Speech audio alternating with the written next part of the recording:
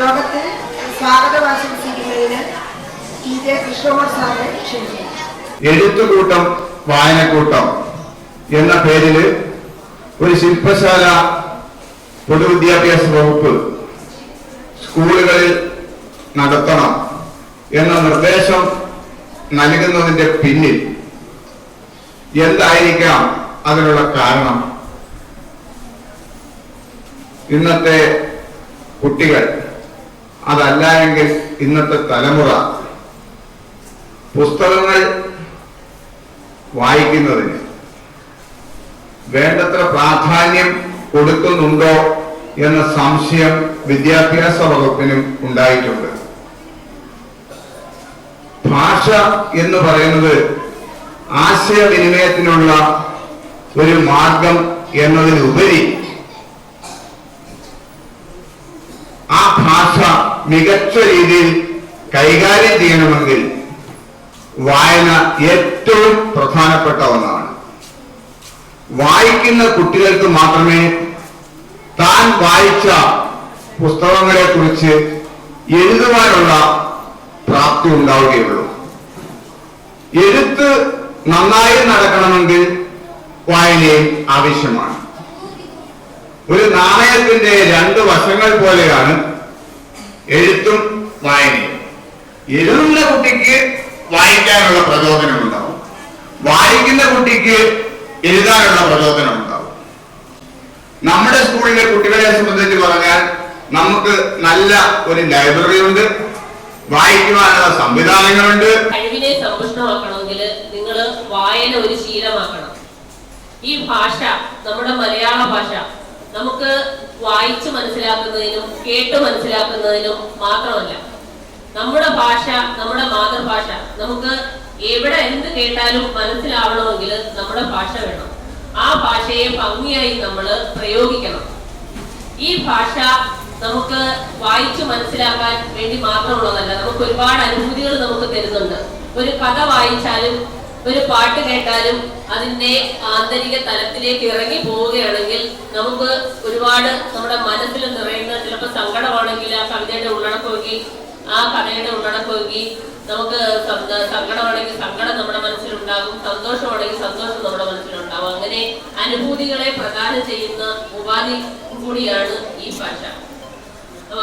ഈ എഴുത്തുകൂട്ടം വായനക്കൂട്ടം എന്ന് പറയുന്നത് ഒരു ഭയങ്കര സംഭവമായിട്ടല്ല. നമ്മൾ ദൈനംദിന പ്രവർത്തനങ്ങളിൽ, നമ്മുടെ ക്ലാസ് റൂം പ്രവർത്തനങ്ങളിൽ നിങ്ങൾ ചെയ്യുന്ന പ്രവർത്തനങ്ങളെ ഏകോപിപ്പിച്ച് അതിന് ഒരു ആശയ സമ്പുഷ്ടമാക്കി തീർക്കണം എന്നുള്ളതാണ് നമ്മൾ കൂടിയിരിക്കുന്നത്. അതിനാണ് ഈ നമ്മുടെ എഴുത്തുകൂട്ടം വായനക്കൂട്ടം ശില്പശാല ഔപചാരികമായി ഉദ്ഘാടനം ചെയ്തതായി അറിയിച്ചിരുന്നു. വിസ്മയം വിരിയും വിരൽത്തുമ്പുകൾ.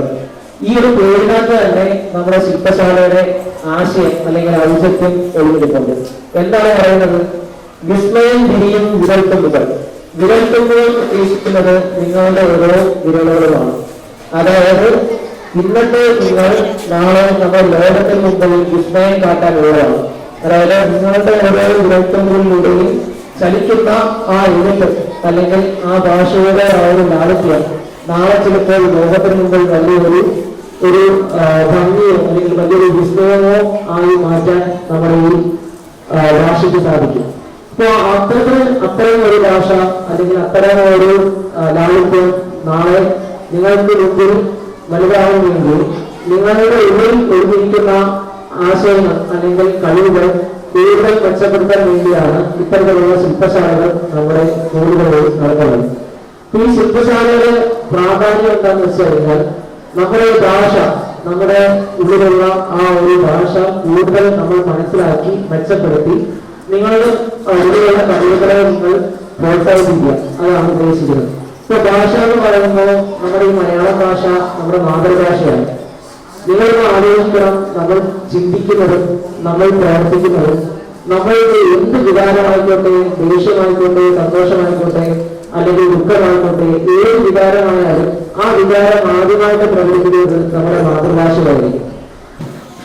ബഹുമാനപ്പെട്ട അധ്യക്ഷൻ അജയ് ടീച്ചർ, ഉദ്ഘാടനം ചെയ്ത ലീന ടീച്ചർ, എൻ്റെ സഹപ്രവർത്തകരെ, പ്രിയപ്പെട്ട കൂട്ടുകാരെ, നമ്മുടെ ഇന്നത്തെ ഈ ദിവസം ഒരു നല്ല ഒരു കാര്യമാണ് ഇവിടെ നടക്കുന്നത്. അതായത് നമ്മുടെ സ്കൂളിൽ ഇതുവരെ ഇങ്ങനൊരു പരിപാടി നടന്ന അതിന്റെ കഴിഞ്ഞ വർഷം ഒരു തുടക്കം ഉണ്ടായിരുന്നുവെങ്കിലും ഇപ്പൊ നടക്കുന്ന ഈ പ്രോഗ്രാം വളരെ ഒരു വിജയകരമായി തീർക്കേണ്ട ഉത്തരവാദിത്വം നിങ്ങളുടെ ചുമതലയാണ്.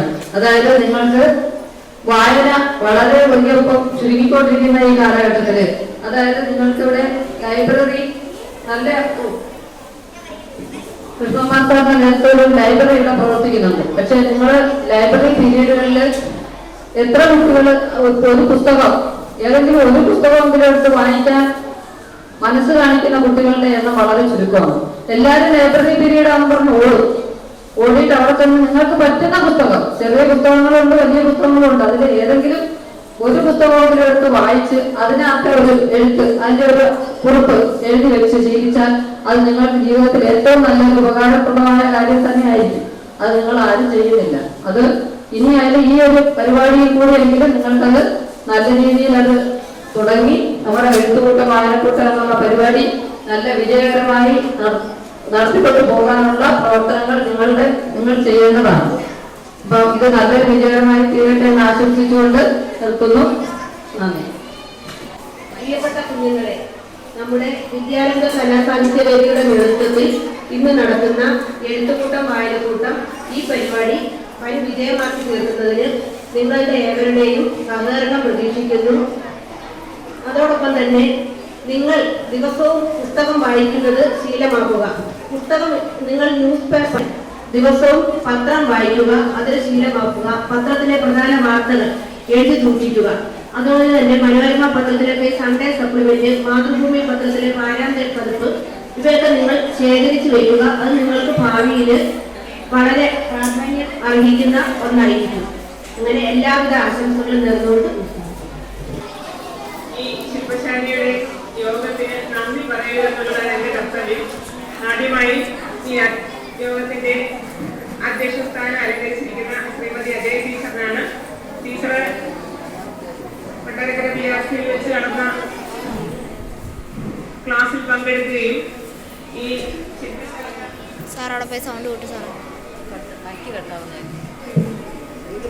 ശില്പശാല നടത്താൻ രാവിലെ മുതൽ പ്രയത്നിക്കുകയും ചെയ്തുകൊണ്ടിരിക്കുകയാണ്. വളരെ നല്ല രീതിയിൽ ശില്പശാല നടന്നുകൊണ്ടിരിക്കുകയാണ്. ഈ ടീച്ചറിന് എന്റെ പേരിലും സ്കൂളിന്റെ പേരിലുമുള്ള നന്ദി അറിയിച്ചുകൊള്ളുന്നു.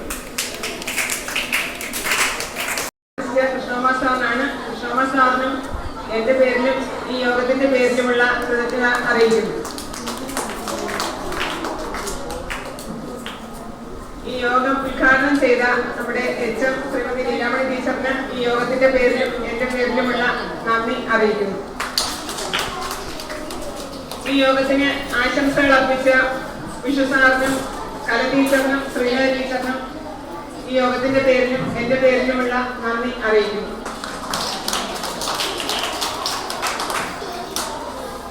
അടുത്തതായി എന്റെ അധ്യാപകർക്കും ഈ യോഗത്തിൽ സംബന്ധിച്ച എല്ലാ കുഞ്ഞുങ്ങൾക്കും ഈ യോഗത്തിന്റെ പേരിലും എന്റെ പേരിലുമുള്ള കൃതജ്ഞത അറിയിക്കുന്നു. ഉപകരണങ്ങളുടെ സഹായത്തോടെയാണ് നിങ്ങൾക്ക് മനസ്സിലാവുന്ന രീതിയിലാണ് ക്ലാസുകൾ കൈകാര്യം ചെയ്യുന്നത്. ശ്രദ്ധിക്കുക.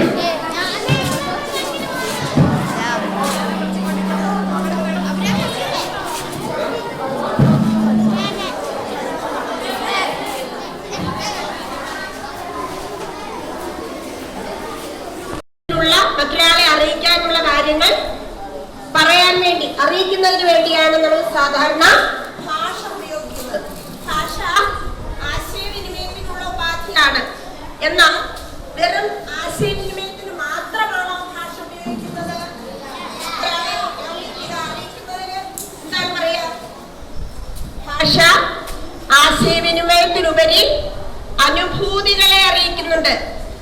നമ്മളുടെ വികാരങ്ങളെ, മനോവികാരങ്ങളെ അറിയിക്കുന്നുണ്ട്, അല്ലേ? അത് പറഞ്ഞും എഴുതിയും അറിയിക്കുന്നുണ്ട്. അപ്പൊ ആ ഒരു തലത്തിലേക്ക് നമുക്ക് എഴുതണമെങ്കിൽ എന്താ വേണ്ടത്? എപ്പോഴും നമ്മൾ സ്വന്തമായിട്ട് എഴുതുന്ന ഒരു സമയം എങ്ങനെയാ? എപ്പോഴാ എഴുതാറുള്ളത്? എഴുത്തുകാരുണ്ടല്ലോ ഇതിനുള്ളിൽ. എങ്ങനെയാ എഴുതുന്നത്? എങ്ങനെയാ?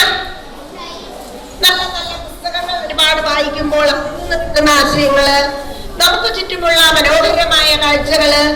നമുക്ക് ചുറ്റും നാം അനുഭവിക്കുന്ന ധാരാളം വേദനകള്, ഇതെല്ലാം നമ്മളുടെ മനസ്സിനെ തൊട്ടുണർത്തുമ്പോൾ നമ്മൾ എന്ത് ചെയ്യും? അതിനെക്കുറിച്ചൊക്കെ എഴുതാൻ തയ്യാറാവും, അല്ലേ? ആണോ? അപ്പൊ നമുക്ക് ആദ്യം ഒരു കവിത. വൈക്കം ജട്ടിയിൽ വോട്ടെടുത്തു ഗാന്ധി വന്നുമ്മ, നാട്ടില് ഗാന്ധി വന്നുമ്മ. ഗാന്ധി കാലു വെച്ചു മണ്ണിൽ ശാന്തി വിത്തു ധരിച്ചു, രണ്ടു പല്ലു പോയ മോണ സൂര്യൻ ചിരിച്ചു.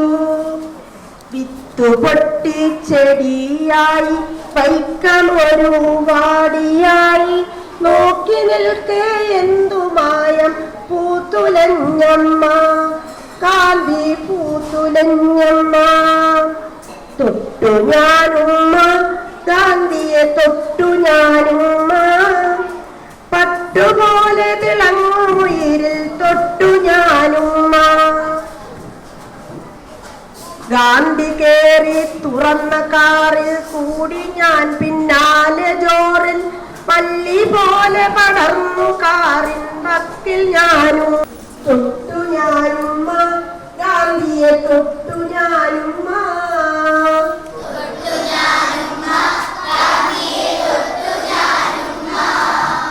പട്ടുപോലെ നനുത്ത തോളിൽ തൊട്ടു ഞാനുമ്മ.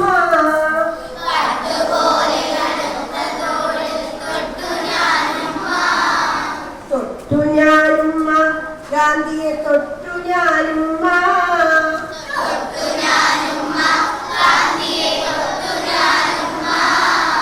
കടല് കയ്യേറുമാറ് മനുഷ്യരാകെ ഇരമ്പിയാർത്തു, വൈക്കം കെട്ടിയിൽ വോട്ടെടുത്തു ഗാന്ധി വന്നുമ്മ, നാട്ടില് ഗാന്ധി വന്നുമ്മ. ാണ് നിങ്ങളിപ്പോ കണ്ടത്, പാടിയത്, കേട്ടോ? മനസ്സിലായോ? ഇനി ബാക്കി വായിച്ചേ. ഒരാൾ ഉറക്കെ എന്ന് വായിക്കാമോ? ജനക്കൂട്ടത്തിന്റെ മുന്നിലെത്തി. ബോട്ടിൽ ഗാന്ധിയെ ദൂരെ വെച്ച് കണ്ടു. ജെട്ടിയിൽ ബോട്ടെടുത്തു. ആയിരം ഖണ്ഡങ്ങളിൽ നിന്ന് ശബ്ദമുയർന്നു. ഇന്ത്യയിലെ എല്ലാ അനീതികളോടുമുള്ള സമരപ്രഖ്യാപനം പോലെ, ഉഗ്രമായ ഒരു വെല്ലുവിളി പോലെ ആയിരം ഖണ്ഡങ്ങളിൽ നിന്നും ഇരമ്പം മാതിരി മഹാത്മാഗാന്ധി കീച്ചേ. ആ കുഞ്ഞാറ്റ കുരുവിക്കുണ്ടൊരു കുഞ്ഞിക്കൂട്, നെല്ലോലക തുന്നിച്ചേർത്തൊരു കുഞ്ഞിക്കൂട്, തെങ്ങോല തുമ്പത്തുണ്ടൊരു കുഞ്ഞിക്കൂട്, തെയ്താരം കാറ്റത്തങ്ങനെ കുഞ്ഞിക്കൂട്. പാട്ട് കേട്ടോ? കേട്ടോ? എന്നിട്ട് എങ്ങനെയുണ്ട്? കൊള്ളാമോ? എന്നാ നമുക്ക് ഒന്നിച്ച് പാടാം. ടീച്ചർ പാട്ട് പറയട്ടെ. കുഞ്ഞാറ്റ കുരുവിക്കുണ്ടൊരു കുഞ്ഞിക്കൂട്,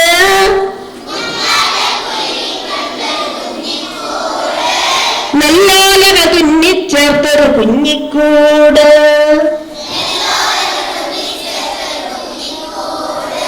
തെങ്ങോലത്തുമ്പത്തുണ്ടൊരു കുഞ്ഞിക്കൂട്,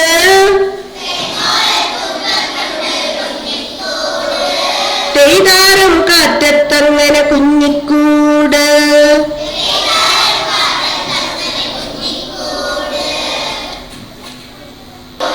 കാറ്റ് താടുന്നു എന്നൊരു കാര്യം പറഞ്ഞിട്ടുണ്ടോ? ഇല്ല. പക്ഷേ സായുജി എന്താ പറഞ്ഞത്? കാറ്റ് താടുന്നു എന്ന്. കാറ്റ് താടുന്നു, ശരിയാണ്. അപ്പൊ കാറ്റ് താടുന്നു എന്ന് പറയാതെ തന്നെ കാറ്റ് താടുന്നു എങ്ങനെയാ മനസ്സിലായത്? നോക്കാം. കാറ്റത്താടുന്നു എന്നെങ്ങനെയാ നമ്മൾ കണ്ടെത്തിയത്? കാറ്റത്തങ്ങനെന്നുണ്ട് ഇതില്ലേ? കാറ്റത്തങ്ങനെയെന്നില്ല. കിടാവോ നല്ല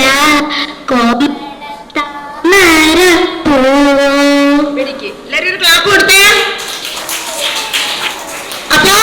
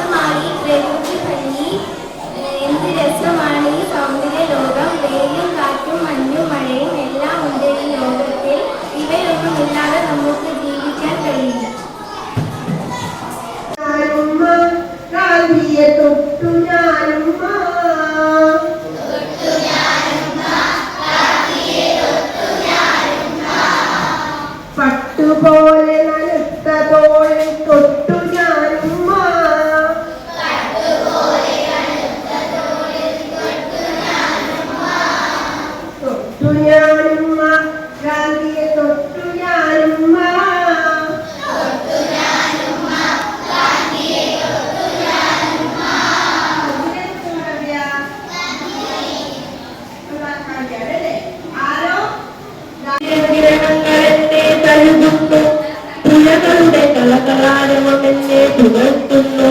കിളികളുടെ കലപില ശബ്ദം എന്നെ കാട്ടിലേക്ക് ക്ഷണിക്കുന്നു. എന്തു മനോഹരമെന്റെ പ്രകൃതി.